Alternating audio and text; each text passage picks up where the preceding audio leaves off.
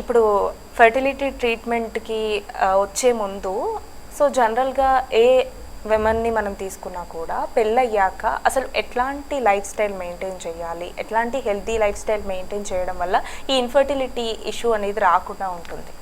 Definitely wait అనేది కంట్రోల్లో ఉండాలి. మీకు బిఎంఐ తక్కువగా ఉన్నా కష్టమే, ఎక్కువగా ఉన్నా కష్టమే. ఎవ్రీ ఇయర్ హెల్త్ చెకప్ చేయించుకుంటే బెటర్. అంటే ఇంతకుముందు ఒకప్పుడు 50-60 ఇయర్స్ వస్తే కానీ బీపీ షుగర్ అనేది మనం వినేవాళ్ళం కాదు. బట్ ఇప్పుడు అలా లేదు పరిస్థితి. 30 దాటితే చాలామందికి బీపీలు షుగర్లు అన్నీ స్టార్ట్ అవుతున్నాయి. So yearly health checkup better.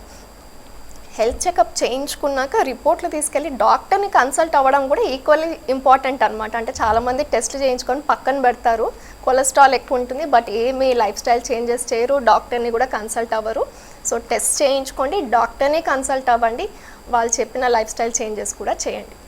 అంటే ఫుడ్ ఏ విధంగా తీసుకోవాలంటారు మేడం? ఎట్లాంటి హెల్దీ ఫుడ్ తీసుకోవాలి డైలీ? ఇప్పుడు మనం చూస్తున్నాం జనరల్లీ జంక్ ఎక్కువైపోయింది. ఏదో ఒక పూట అయినా ఎంత తినొద్దనుకున్నా ఏదో ఒక పూట తినేస్తున్నాం తెలియకుండానే. సో ఇది ఎంత ఎఫెక్ట్ ఉంటుంది? అట్లానే మంచి అంటే హెల్దీ ప్రెగ్నెన్సీ కోసం ఎట్లాంటి ఫుడ్ తీసుకుంటే బాగుంటుంది? సో ఆయిల్ అనేది ఒక మెయిన్ ఇష్యూ అండి. కొలెస్ట్రాల్ హైగా ఉండడం, అది మనం బయట ఫుడ్ తింటున్నప్పుడు అంటే వాళ్ళ ఆయిల్ ఎన్నిసార్లు రీయూజ్ చేస్తున్నాం అనేది మనకు తెలీదు. So home cooked food is always better. వీక్లో ఒక్క రోజు చీట్ డే పెట్టుకొని ఒక్క పూట బయట తినండి, but not more than that. Otherwise I think south Indian diet is very good. మనకి మంచి ప్రోటీన్స్, కార్బోహైడ్రేట్స్, హెల్తీ ఫ్యాట్స్ అన్నీ ఉన్నాయి, బట్ మనం బయట తినే జంక్ అనేది తగ్గించాలి.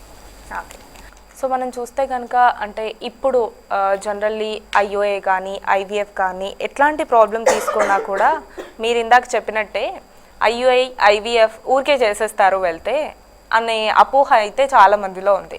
అయితే ఫస్ట్ ట్రీట్మెంట్ ఏ విధంగా ఉంటుంది? వన్స్ కన్సీవ్ అవ్వట్లేదు అని చెప్పి గైనకాలజిస్ట్ దగ్గర తెలిసినప్పుడు ఆ తర్వాత ప్రొసీజర్ అనేది ఎలా ఉంటుంది మ్యామ్?